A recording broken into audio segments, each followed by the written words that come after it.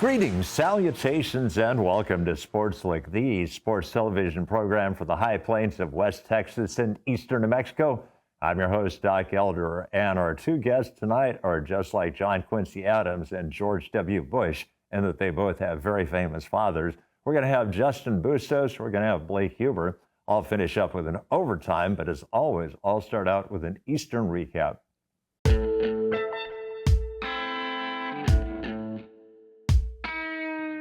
Greyhound Volleyball made it 3 in a row before they dropped a match on Saturday. They will actually have their first home match tomorrow night.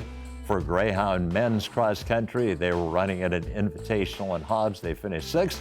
Greyhound ladies ran in that same event. They finished 4th. Kind of a long weekend for Greyhound women's soccer, but they will bounce back and be better than ever. And for Greyhound football, they did not play last weekend. They'll be playing Central Washington this weekend. Well, that has been your Eastern recap, so we'll clear this out and we'll bring in Blake Huber right now.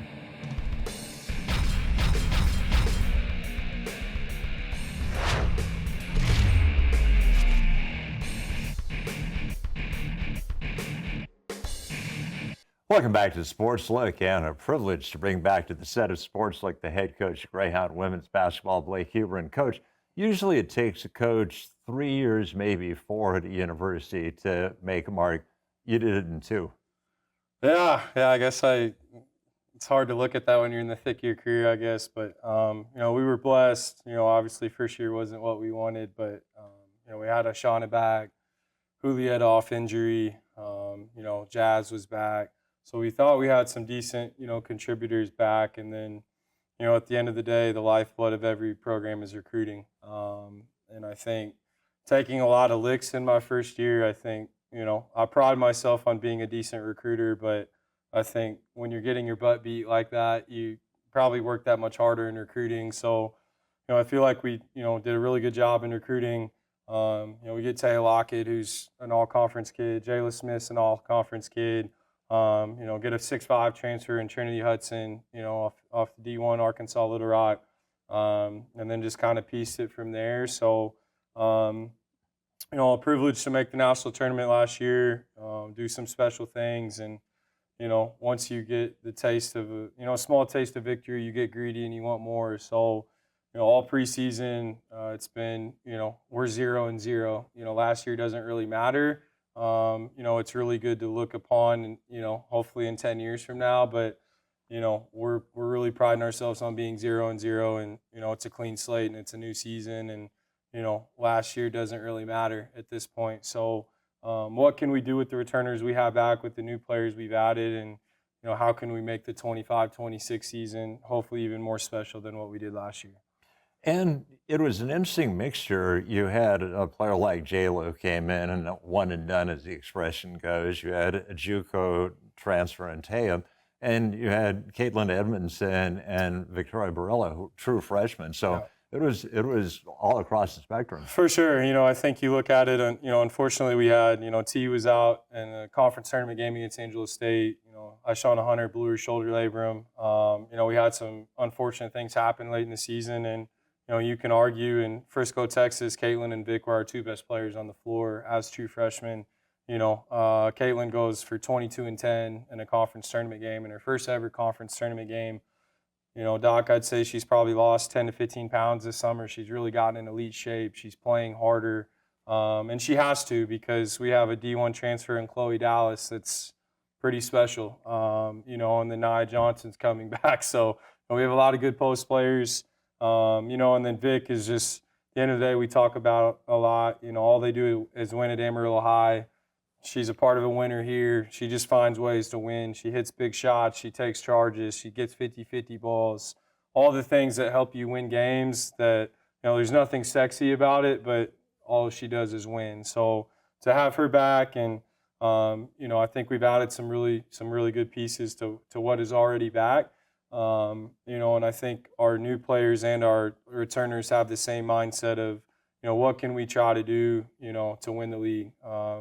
If you can win the Lone Star Conference, you're probably one of the best 5 to 10 teams in the country. So how can we work every day, day in and day out, to try to, hopefully and in March. You know, we didn't cut down nets last year, and that's our mentality this year. That's our goal, and we all understand how hard that is, though. You know, at the end of the day, it's going to be a process, and we're really working hard in the preseason, and official practice starts next week, and we scrimmage Tarleton State on October 22nd, so literally in 21, 22 days, we'll be scrimmaging a Division I opponent, and then keep the ball rolling from there. Coach, we talked about the fact that we did lose a couple players from last year's squad. We also lost an assistant coach, Eric Benedict, and talk a little bit about your new assistant. For sure, yeah. So Eric, made the decision to go to New Mexico Highlands, a little bit closer to home for him. Coach Delino Lewis joined us in June. He's got a lot of junior college experience. He's the head coach at Lamar Junior College the last 3 seasons in Colorado. Before that, he played professionally. He actually played at UNM at one time, so kind of has some connections to Albuquerque. His family still lives in Albuquerque, so really high energy guy. At the end of the day, he's very similar to Eric in some ways. So very high energy, really connects well with the players. He's really good in player development. Has our kids in the gym a lot. Really good in recruiting just because he's a very, high personality, high energy guy.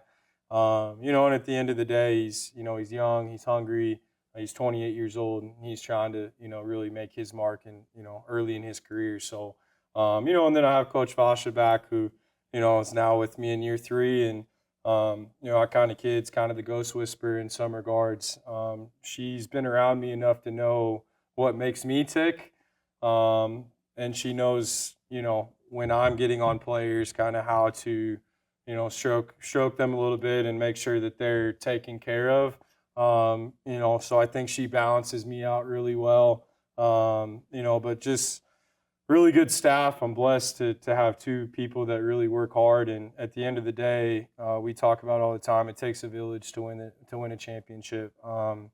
As a head coach, I probably get too much credit when we win, and I probably get a little bit too much blame when we lose. And that's just the nature of the beast, but from assistants to, first man on the roster to 16 on the roster, janitors, trainers, managers, strength coaches. If you want to win at the highest level, you have to have everybody, and I'm blessed to have a really good staff. Coach, in my intro to this episode, I talked a little bit about the fact that you had a pretty successful dad. And what advice did your dad give you in terms of coaching? For sure. I think the thing I learned the most about my dad, it's funny, from generation to generation, things change. My dad's idol was Bobby Knight. So, obviously in 2025, you can't really coach how Bobby Knight coached. So, especially now with the portal, NIL, things have just changed a lot. But the thing I would say I've learned the most from my dad is he instilled in me early in my life that at the end of the day, if you demand excellence out of your players and you expect them to run through a brick wall for you, then they better know how hard you're working for them, and they better know, at the end of the day that you have their best interests. So, it's funny, obviously, people that have seen me enough here at Eastern, I yell, I'm hard on my players. But at the end of the day, you could ask anyone in that locker room, and they all know I have their best interest for them, and they know that I will work extremely hard to help them reach their goals. So, that's probably the most I've learned from my father, and he worked really hard. At the end of the day, you don't get to some of the schools he got to by not really putting through your best effort. So, just the mentality at the end of the day, it's a player's game, and they have to know you care about them, and they have to know you're there to work for them. We talked a little bit about the preseason for you. Looking at the season, I noticed 2 changes. First of all, you're going to be playing a tournament in Kansas, and you're going to be playing a tournament in Las Vegas, not the one in Northern Vegas, the real Las Vegas. For sure, the real Sin City. So I think, we've kind of graduated in the sense of I didn't really want to play any NAIs. We're trying to improve our numbers, strength of schedule-wise, to hopefully be playing for March. So we opened up with Regis and Adams State. Regis has a new coach, a lot of new faces, so we'll kind of see how that goes. Adams State, Coach Mario's done an amazing job there. Year in and year out, they're kind of making the national tournament. They're at the top of the RMAC, so that'll be a hostile environment, a really good test for us early. Then we go to Oklahoma Baptist. They're usually kind of top 3 in the GAC. Solid program. Coach Overton runs a really good program there. Then we go to Wichita and play Hayes and Newman. Hayes, I would say preseason will probably be top 20 in the country. So they made the national tournament last year. They won a couple games in the tournament. So it'll be a good test for us to see kind of where we're at. And then we play Newman, their home site, in the MIAA. And Coach Briggs, I think, is in her third year there. So, improving the program. Then we finally get to come home and play a home non-conference game against Southwest Oklahoma. On paper, people think they're going to win the GAC or at least have a good chance to do it. We're hoping to get some revenge. You were there last year in Weatherford. Yep. We got our butts kicked. So hopefully, home opener. Hopefully our kids are juiced for that. We play a couple of conference games, Cameron, Oklahoma Christian, and UT Dallas. And then we go to Vegas and play Western Washington and Simon Fraser. Western Washington will probably be top 25 in the country. So you look at it, Adams State, Western Washington, Hayes, we're hoping those 3 are in the top 25. And then, we play Simon Fraser out of Canada, who year in and year out is a pretty solid team. But at the end of the day, you've been here longer than me, Doc. I don't know how many times in the history of this program we've been ranked. We're scheduling those teams. We're trying to beat top 25 teams so we can get in the top 25. Don't make any bones about it. That's the goal. That's the expectation. But at the end of the day, the blue bloods usually get voted higher. So I've told our team, if we want to try to make the top 25, we have to go beat really good teams. They're going to take a Lubbock Christian and a WT with 2 or 3 more losses over a team like Eastern, just off of pedigree and all that. So, and that's okay. We know what it is. So we're trying to go play the best of the best and, hopefully come away with a lot of good wins in the non-con. Coach, we got about a minute left, and it may be hard to summarize in 1 minute, but when people do get a chance to watch your ladies play in person, what's the one thing that people can expect about your team? We're going to play hard. At the end of the day, we're going to play really hard. We're going to change our system a little bit from last year. We have really good athletes and we have really good length, and I don't think we've played with enough pace, especially last year. We're going to press for 40 minutes.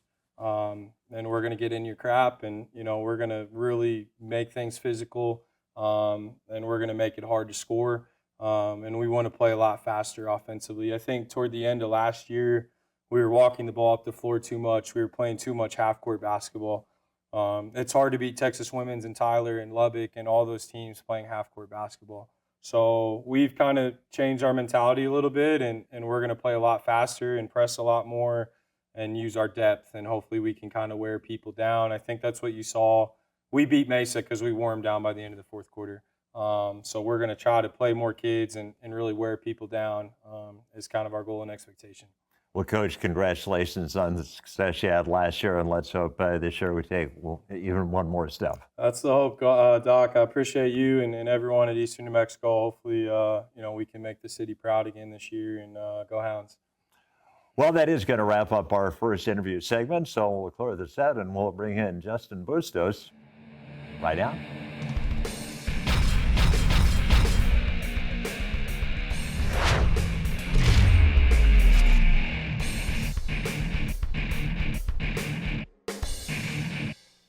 Welcome back to SportsLook, and we bring to the set of SportsLook for the very first time Justin Bustos. And Justin, welcome to the show. Thank you. Thank you. Well, first and foremost, where are you from, and what was the process that got you here at Eastern? Yeah, so I'm originally from Las Vegas, New Mexico. Played basketball there at Highlands for a few years. After that, I started working as a GA in the sports information department. But we didn't have a SID, so I was basically the only SID there. Did that for a couple of years, got my master's degree. Carly and I, volleyball coach, we moved up to Trinidad. She was the volleyball coach there. I actually worked up at CSU Pueblo for a year, up in their athletic department. I was an assistant SID for a year, covered a bunch of sports, golf, volleyball, that stuff. Decided to move, switch jobs, actually get out of athletics for a few years. Because we were having our baby, we had a baby, so I decided to take a step back, and was the marketing coordinator out of the school. I couldn't stay out of athletics. I was kind of their SID per se because they don't really have SIDs over in the JUCO level. So I was the marketing coordinator / SID for 3 years out there. I'm a basketball guy. My dad's a basketball coach, so I've been in the basketball gym. I coached high school basketball for the past 2 years, Trinidad High School. A year before that, I was at Trinidad State coaching the women's basketball team for the year. So, I mean, I'm just somebody, I can't get out of the gym. I can't stay away from athletics, just something that I love and enjoy, and that's kind of what brought us to Eastern. And it's funny, in my intro for this episode, I talked about the fact that you're like John Quincy Adams and that you had a pretty well-known father, and anybody who has been in the state of New Mexico for any amount of time certainly had heard of your father. Yeah, no, he's been coaching for 25 plus years. West Las Vegas, he was out at Pecos for a few years. I went to Robertson for 4, he was there for 4 years. Back at West, he's all over the place out in northern New Mexico. But yeah, just everywhere I go, just Ed Nunez, he's the broadcaster for ProView. I saw him a few weeks ago, at a volleyball match. So, you see them and they're like Bustos, and they start putting 2 and 2 together, and they're like, oh, it's a small world, especially in New Mexico. So it's nice to be out and about and doing everything. And Ed, one of my very good personal friends, and we kind of have a friendly rivalry because he's the voice of Western and I'm the voice of Eastern. Yep. But talk a little bit about your dad as a coach. What did you pick up from him that you utilized as a coach? I mean, a lot, honestly. Well, as a coach and a player, because I played for my dad for 4 years. I move on to Highlands. I play for Coach Harge and Coach Snow for a few years. So you kind of pick up pieces from everybody, But the main stuff, I mean, just about the whole game of basketball. How a team should be run, the ins and outs of X's and O's and things like that. I know it sounds like cliche, but I really did learn, like just going home every day with the coach. On the drive, you got to talk about everything. You don't ever get a time off. So I mean, just learning how to think about the game and stuff. And then I transitioned to college. I coached at Trinidad State for a year. That was a little bit different for me too. Because with my dad, you get a voice, not a voice, but you feel like you have a voice.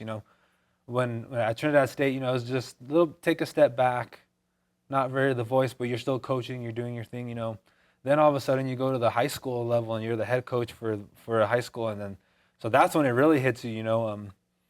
Coach Folda over at Trinidad State, I don't know if you know Coach Folda or not, but I got to talk to him a lot. And one of the things he always said is it's always different when you move 6 inches down the bench.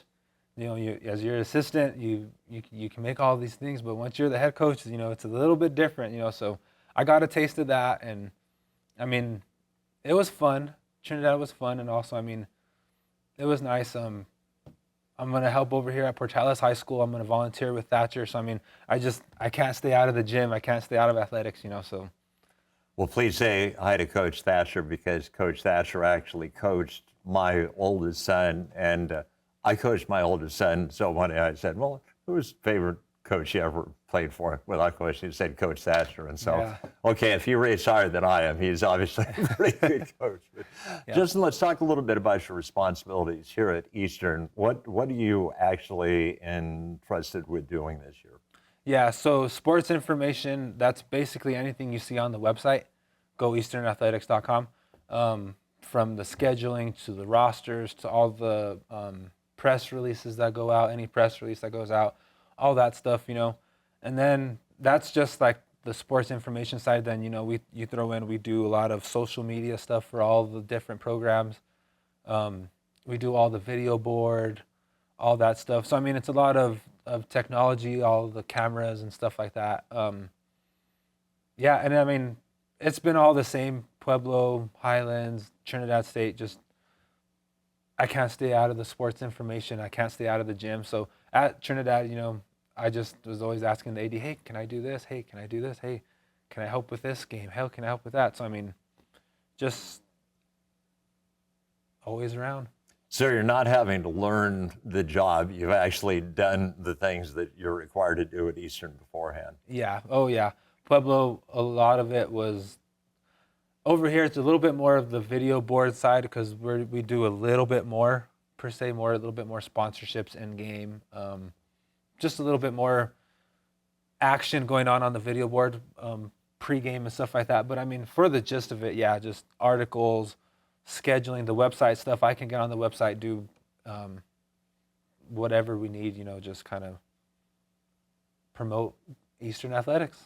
So what did you major in college? So my major was actually marketing. I started in accounting. Accounting and basketball was not fun. A lot of studying, a lot of basketball, a lot of stuff. So I actually switched midway through, did marketing just because it was a little bit less time consuming. I thought it was going to be a little bit time consuming. It wasn't, but a little bit less load, I guess you can say. But so marketing, have a master's degree in marketing. Very good. So in terms of what you do at Eastern, what's your favorite thing? What's the thing that you really enjoy doing the most in your job? Well, so my wife's obviously the volleyball coach. So I mean, I enjoy being at every game. I'm at every game. I might as well work it, do my thing. I enjoy putting on a show like the show for the football game, the show for the volleyball game coming up. It's a show, it's an entertainment, So I enjoy being around, being in the middle of the excitement, It's nice. One of the sports I do cover is volleyball, so I do get to go with the volleyball team if we don't have an event on campus going on. I do get to go watch my wife's team play, and I get to cover them. So I mean, it works out. I would say my favorite thing, probably out of everything, is doing the stats. Then that's probably something not everybody says, but I really do enjoy doing the stats. I know all the rules. I shouldn't say no. I try to know all the rules on blocks and assists and everything, So I mean, there's a lot that goes into it, and I really enjoy, just sitting down, watching the game, calling the stats, inputting the stats, doing my thing. So let's talk a little bit about your relationship with the rest of the athletic department. Obviously, you've only been here for a few months, but what can you say about Kevin Feit? What can you say about Jose Montoya? Yeah, it's very nice working at Eastern Athletics. A lot of support for the sports information and what we do, because we do a lot, and in order to do a lot, you have to have a lot of support from the admin, from everybody. The coaches have to be on board, the admin has to be on board, everybody has to be on board for everything. So it's nice having a little bit of support and the want to be excellent and be a top Division II institution and program. Looking at what you're asked to do on a day in and day out basis, was there anything that you didn't know how to do that you had learned since you got here? I mean, it's more of like learning the process, if you will. There's everybody has their different ways of posting things. So if you can think of an athletic department, we're one person, we're one entity, So me and Jose, we got to work together on how we post things. That way everything looks the same, everything is uniform, everything is consistent, So I mean, most of it was learning the process. We can jam out the articles, and we can jam out this, and I know exactly what we're looking for in the articles and stuff, but it's just learning the process, how we're going to post it, where we're going to post it, things like that, when we're going to post, One of the things I have learned a little bit more, because we do a little bit more, is that video board stuff, So just, learning, being more comfortable running the video board, uploading content to the video board. Something goes wrong, learning how to fix it, So just kind of, it's not really a new process, but it's just learning what kind of goes into it over here. Sometimes we have what I call the perfect storm, where you have a home football, a home volleyball, and a home women's soccer match all in the same weekend. If we ever have a perfect storm, what is going to be your specific responsibility? So in that case, I would assume, soccer starts 12 noon, so I'll be at the soccer game. I'll probably doing inputting stats because that's what I do for the soccer game. So at that moment, I'll probably be doing stats. You can assume volleyball and football will probably be going on at the same time, 6 o'clock volleyball, 6 o'clock football, so that's where me and Jose would kind of split up. I really, like I said before, I enjoy stats. So volleyball stats, that's something that people are afraid of because it's a fast-paced game. You got to be kind of really paying attention, and I enjoy it. So, I think when it comes to that, I'll go do volleyball because I enjoy doing the volleyball stats. That's kind of my thing, being inside the gym. He'll stick to the football, and then we'll just figure it out from there. Whatever we got to do afterwards, we got to fix some stats. What we got to do. I mean, we'll just get it done. But I'll probably be more inside the gym just because I'm a gym person. But There you go. Stick with the volleyball. Well, Justin, I hope you enjoy your time here at Eastern, and I certainly hope your wife can. I mean, she's been 3-1 in the last matches, so let's hope that continues. Yep, ride the momentum and just get through this conference. It's a tough conference in every sport, so get through the meat of it and survive. All right. Well, that is going to wrap up our interview segment of Sports Look. So we'll clear this out, and I'll finish up with an overtime right now.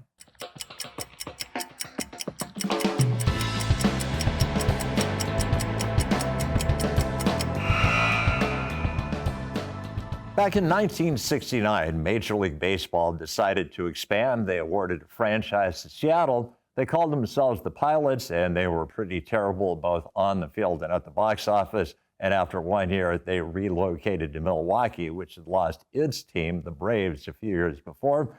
They decided to rename themselves, and they became the Milwaukee Brewers. A few years later, Major League Baseball expanded again, gave another franchise to Seattle. They called themselves the Mariners, and they have been a very good success. As a matter of fact, this year, both the Mariners and the Brewers have qualified for the baseball postseason. If either of those teams wins the World Series, it'll be a first in their franchise's history. Well, that has been your overtime, and that will wrap up an episode of Sports Look. I'd like to thank my guests, Justin Bustos and Blake Huber. Had a floor crew directed by Mr. Kyle. So for all those aforementioned people, this is Doc Elder saying, so long.